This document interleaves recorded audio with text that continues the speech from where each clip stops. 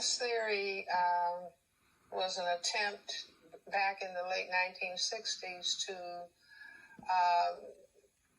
explain what I thought is a Cress theory of color confrontation and racism, white supremacy.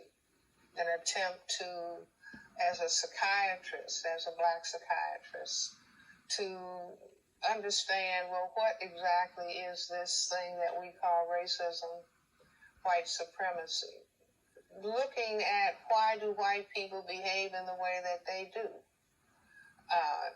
You see, and concluding that it has to do, number one, with their minority status on the planet, their genetic recessive status, and that they could experience genetic annihilation, in that the overwhelming majority of people on the planet are black, brown, red, and yellow, and whites constitute fewer than 1/10 of the people on the planet.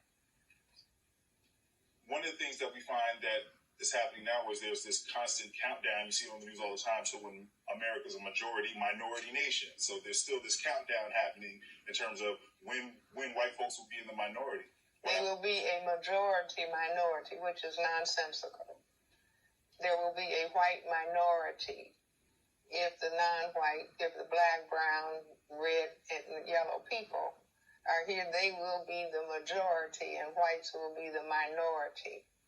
You see, and it's a illogical statement to talk about a majority minority. I mean, which is like white supremacy. I still have to put myself on top. I have to pose that I am genetically superior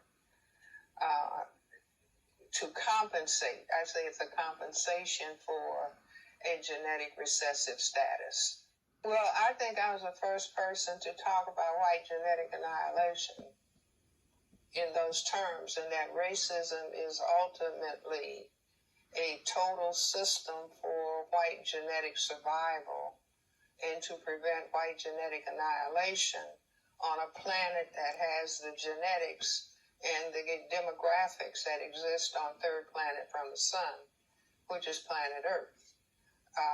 So I was the first to put it in those terms, and my thesis has not been refuted.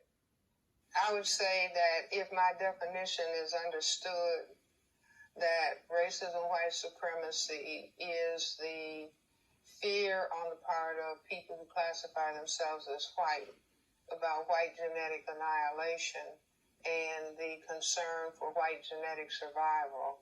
This would therefore mean logically and specifically that the focus has to be on black males, because black people have the greatest genetic potential to produce the black pigment melanin, which gives all skin color.